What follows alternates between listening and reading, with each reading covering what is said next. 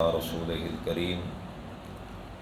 أما بعد فأعوذ بالله السميع العليم من الشيطان الرجيم بسم الله الرحمن الرحيم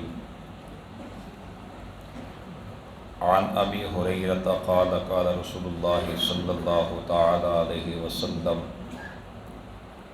كل عمل ابن آدم يضاعف والحسنة بعشر أمثالها إلى 700 ضعف قال الله تعالى إلا الصوم فإنه لي وأنا أجزي به يدع شهوته وطامعه من أجلي للصائم فرحتان فرحة عند فطره وفرحة عند لقاء ربي ولخلوف فم الصائم أطيب عند الله من ريح المسك والصيام جنة وإذا كان يوم صوم أحدكم فلا يرفث ولا يسخب فإن صابه أحد أو قاتله فليقل إني امرأ صائم آمنت بالله صدق الله مولانا العظيم إن الله وملائكته يصلون على النبي يا أيها الذين آمنوا صلوا عليه وسلموا تسليما اللهم صل على سيدنا ومولانا محمد وعلى آل سيدنا ومولانا محمد وبارك وسلم وصل عليه الصلاة والسلام عليك يا سيدي يا رسول الله وعلى آلك وأصحابك يا سيدي يا حبيب الله۔ حضرت سیدنا ابو ہریرہ رضی اللہ تعالیٰ عنہ سے روایت ہے، سرکار دو عالم نبی پاک صلی اللہ تعالیٰ علیہ وآلہ وسلم نے ارشاد فرمایا کہ ابن آدم کا ہر نیک عمل 10 گنا سے لے کے 700 گنا تک بڑھا دیا جاتا ہے، اور مزید فرمایا کہ اللہ تعالیٰ فرما رہا ہے کہ سوائے روزے کے کہ روزہ صرف میرے لیے ہے، الصوم لی وانا اجزی بہ، روزہ میرے لیے ہے اور اس کی جزا میں خود عطا کروں گا۔ بندہ جب میری خاطر اپنی خواہشات اور کھانے کو ترک کر دیتا ہے تو اس وقت اللہ تعالیٰ کی طرف سے یہ انعام ہوتا ہے، للصائم فرحتان، روزے دار کے لیے 2 خوشیاں ہیں، فرحۃ عند فطرہ، ایک خوشی افطار کے وقت، وفرحۃ عند لقاء ربی، اور دوسری خوشی اپنے رب سے ملاقات کے وقت ہے۔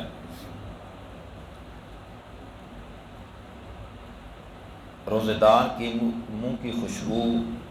میرے نبی علیہ السلام نے ارشاد فرمایا اطیب عند اللہ من ریح المسک، اور روزے دار کے منہ کی خوشبو اللہ تعالیٰ کو کستوری کی خوشبو سے بھی زیادہ پسند ہے۔ اللہ تعالیٰ روزے دار سے اتنی محبت اور اتنا پیار کرتا ہے کہ جو روزے کی وجہ سے روزے دار کے منہ سے خوشبو نکلتی ہے وہ ہمیں وہ بدبو لگتی ہے، لیکن وہ اللہ کے ہاں کستوری کی خوشبو سے بھی زیادہ پسند ہے۔ اور مزید فرمایا کہ روزہ ڈھال ہے، جب تم میں سے کسی کا روزہ ہو تو وہ نہ برائی کرے نہ وہ چیخے، اگر کوئی شخص اسے گالی دے یا جھگڑا کرے تو اسے کہہ دے کہ میں روزے دار ہوں۔ فرمایا جب ایک انسان اللہ کی رضا کے لیے کھانا پینا چھوڑ سکتا ہے، اللہ کی رضا کے لیے لوگوں کے طعنے بھی برداشت کر سکتا ہے،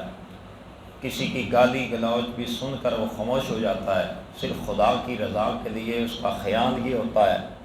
کہ میں اللہ کے دربار میں اللہ کی طرف سے مجھے یہ اس کا انعام اور اجر ملے گا۔ اور جب یہ سوچ ہوتی ہے کہ میرے منہ میں روزہ ہے، اگر میں نے کوئی ایسی بات کی تو روزہ میرا خراب ہو جائے گا، تو سرکار علیہ السلام نے ارشاد فرمایا کہ وہ شخص اللہ کے ہاں مقبولین میں لکھ دیا جاتا ہے۔ اللہ اپنے ولیوں کی صف میں ایسے شخص کو لکھ لیتا ہے جو صرف محض خدا کی رضا کی خاطر ہر برے کام کو چھوڑ دیتا ہے اور لوگوں کی باتیں سن کر بھی خاموش ہو جاتا ہے۔ تو یہ اللہ تبارک و تعالیٰ کی طرف سے روزے دار کو انعام ملتے ہیں۔ روزے دار کے لیے انعام یہ فرمایا حدیث قدسی ہے، اور حدیث قدسی وہ ہوتی ہے کہ جو حکم خدا کا ہو اور زبان مصطفیٰ کریم علیہ السلام کی ہو۔ فرمایا الصوم لی وانا اجزی بہ، روزہ میرے لیے ہے اور اس کی جزا میں خود دوں گا۔ کیونکہ اس کی 2 کراتیں ہیں، ایک ہے الصوم لی و انا اجزی بہ، اور دوسری ہے الصوم لی و انا اجزا بہ، ایک معروف کے ساتھ دوسری مجہول کے ساتھ۔ تو جب معروف کے ساتھ ہوگا اجزی بہ تو اس کا معنی یہ بنے گا کہ روزہ میرے لیے ہے اور اس کی جزا میں خود دوں گا۔ جب اجزا بہ کی قرات کے ساتھ پڑھیں گے تو اس کا معنی یہ ہوگا کہ انا اجزا بہ، روزہ میرے لیے ہے اور روزے کی جزا میں خود کائنات کا رب ہوں۔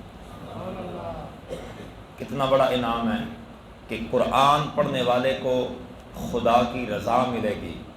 اللہ کی رضا ملے گی۔ نماز پڑھنے والے کو خدا کی رضا ملے گی، اللہ کی کرم نوازی کی ساتھ ساتھ خدا کی رضا بھی اس کو حاصل ہوتی ہے۔ اسی طرح حج کرنے والے کو خدا کی رضا ملتی ہے، زکوٰۃ ادا کرنے والے کو خدا کی رضا ملتی ہے۔ تو جو روزے دار ہوتا ہے، روزے دار کو خدا کی رضا بھی ملتی ہے اور خود کائنات کا رب بھی ملتا ہے۔ فرمایا چونکہ روزے کا براہ راست تعلق خدا کی ذات کے ساتھ ہے، بندے اور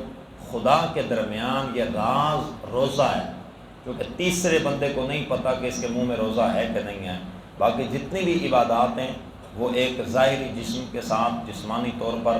ظاہری جسم کے ساتھ ان کا ربط ہے، ایک تعلق ہے۔ نماز پڑھتا ہے، ہر بندے کو پتہ چلتا ہے کہ اس نے نماز پڑھی ہے،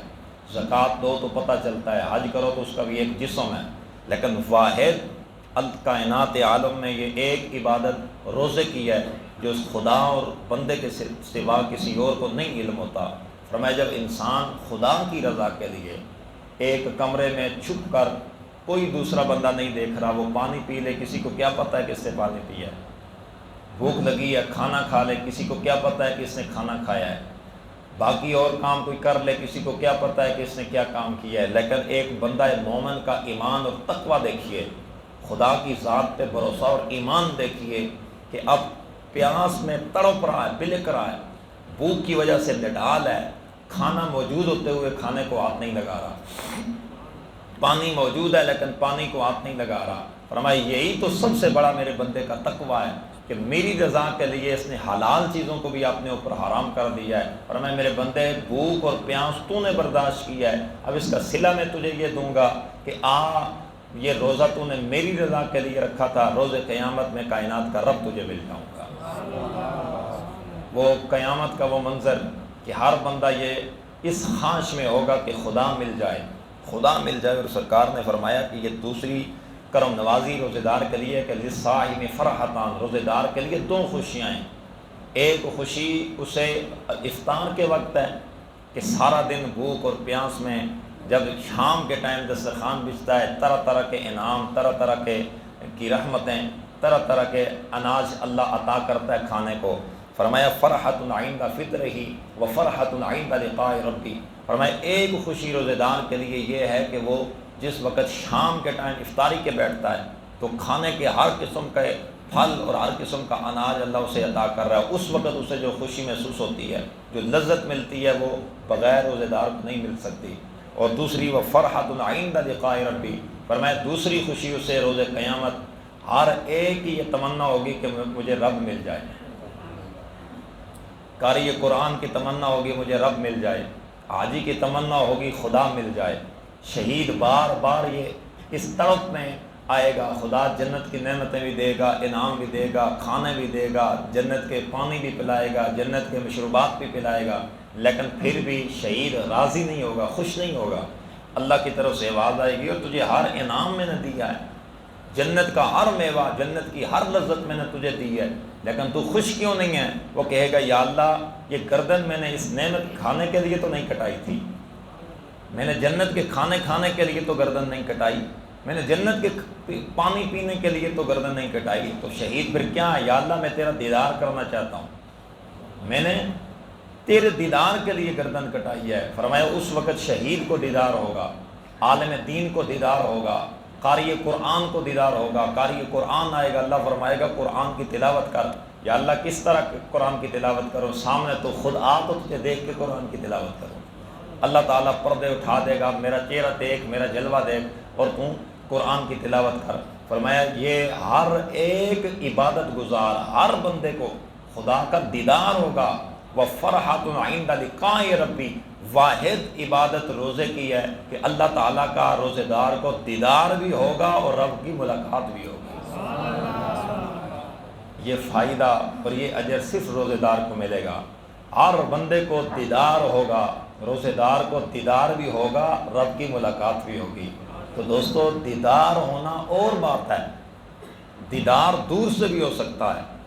ملاقات صرف کسی کو نصیب ہوتی ہے۔ جس طرح ہم بڑے بڑے اولیاء کاملین بڑے بڑے پیروں کے پاس جاتے ہیں تو ہم کہتے ہیں یار ہاں جی ان کے پاس گئے تھے، کوئی ہوئی ملاقات؟ جی حضرت بس ملاقات تو نہیں ہو سکی، دیدار مجھے ہوا ہے، میں ان تک پہنچ نہیں سکا، بس دور سے راشی بڑی تھی، بس دور سے دیدار میں نے کر لیا، ملاقات نہیں ہوئی۔ یعنی ہر عبادت گزار کو خدا کا دیدار ہوگا، لیکن واحد روزے دار ہے جسے خدا کا دیدار بھی ہوگا اور خدا کی ملاقات بھی ہوگی۔ اور دوسری چیز میرے آقا نے فرمایا اطیب عند اللہ من ریح المسک، جو روزے دار ہوگا اس کے منہ کی خوشبو خدا کو کستوری کی خوشبو سے بھی زیادہ پسند ہے۔ یعنی ایک روزے دار کے منہ سے جب خوشبو آتی ہے تو اللہ تعالیٰ فرشتوں کو کہتا ہے فرشتوں یہ سنبھال کے رکھنا، یہ کستوری کی خوشبو سے بھی زیادہ پیاری ہے۔ یا اللہ کیوں اس کی وجہ کیا ہے؟ اللہ کی طرف سے آواز آتی ہے میری رضا کے لیے بھوک اور پیاس اس نے برداشت کیا ہے، میری رضا کی خاطر اس نے ہر چیز کو برداشت کیا ہے، اب اس کے منہ کی خوشبو ہو اور میں خدا اس خوشبو کو ضائع نہیں ہونے دیتا، اس خوشبو کو بھی سنبھال کے رکھنا ہے۔ روز قیامت یہ خوشبو بھی اس روزے دار کے لیے تصویر بن کر اس کے نامہ اعمال میں ثواب اور نیکیاں لکھوں گا۔ تو ہم خوش نصیب اور خوش بخت ہیں کہ اللہ نے ہمیں روزہ جیسے عظیم یہ عبادات عطا فرمائی ہیں، اور عظیم عبادت روزے کی ہے۔ ماہ رمضان ماہ برکت، ماہ رحمت، ماہ انعام، یہ قرآن کا مہینہ، یہ رحمت کا مہینہ، یہ برکتیں لے کے آیا ہے، یہ انعام لے کے آیا ہے۔ جتنا ہو سکتا ہے اس مہینے میں اللہ کی رحمتیں لٹھیے، اللہ کی عبادت کیجئے، نماز پڑھ کے، قرآن کی تلاوت کر کے، نماز تراویح پڑھ کے، دیگر نوافل پڑھ کے اور باقی عبادات کر کے، تسبیحات و تحلیلات پڑھ کے اپنے رب کو راضی کیجئے۔ آج چونکہ 3 رمضان مبارک ہے اور آج مخدومہ کائنات ملکہ فردوس سے بری حضور سیدہ طیبہ طاہرہ عابدہ زاہدہ زکیہ مزکیہ مرحمہ حضرت خاتون جنت بیوی پاک سیدہ فاطمہ الزہرا سلام اللہ علیہا آپ کی یوم ولادت کا دن ہے، اور آپ جانتے ہیں کہ 3 رمضان مبارک حضور کی یہ لخت جگر ملکہ کونین سیدہ فاطمہ الزہرا سلام اللہ علیہا کی ولادت و شہادت ہوئی۔ اس حوالے سے بھی آج کا دن ہر گھر میں اپنے دعا کا اہتمام کیجئے۔ جب افطاری کے لیے بیٹھتے ہیں ویسے بھی تو ہر گھر میں دعا کا اہتمام افطاری کے ٹائم ہوتا ہی ہے، کہ ہم ظاہر ہے کہ گھر میں بچے ہوتے ہیں، اپنے گھر کی عورتیں ہوتی ہیں، ہم بیٹھ کے دسترخوان پہ دعا کرتے ہیں افطاری کے ٹائم، اور سرکار نے ارشاد فرمایا کہ افطاری کے ٹائم رب کی رحمت اور رب کا کرم جوش بھی ہوتا ہے اور پردے اٹھے ہوتے ہیں، جو دعا مانگو اللہ رد نہیں کرتا، قبول ہوتی ہے۔ افطاری کا وہ ٹائم ہے کہ خدا دعا قبول کرتا ہے، اس ٹائم ایک خاص آج اہتمام کیجئے، ایک الگ سے اہتمام کیجئے کہ آج سیدہ کے پاک کے لیے، وہ سیدہ جس کے بچے جنت کے وارث ہیں۔ میرے آقا نے فرمایا الحسن والحسین سیدہ شباب اہل الجنہ، حسن حسین جنتی نوجوانوں کے سردار ہیں، جس کے بچے جنت کے سردار ہیں اور خود جنت کی عورتوں کی ملکہ ہے۔ تو اس کا آج عظیم دن اللہ نے ہمیں نصیب کیا ہے، اپنے گھر میں اہتمام کیجئے، شام کے ٹائم افطاری سے پہلے کے اہتمام کر کے سیدہ پاک کی بارگاہ میں حاضری بھی ہماری ہو جائے، ساتھ میں دعا بھی ہو جائے، اور مخدومہ کائنات ہم سے خوش ہو گئی تو اللہ ہماری دنیا بھی بنا دے گا، ہماری آخرت بھی بنا دے گا۔ اللہ تعالیٰ ان پاک ہستیوں کا صدقہ ہم سب پہ کرم نوازی فرمائے، اور اللہ کریم اپنے محبوب علیہ السلام کی پاک بیٹی کا صدقہ تمام امت مسلمہ کی خیر فرمائے۔ وآخر دعوایا ان الحمد للہ رب العالمین۔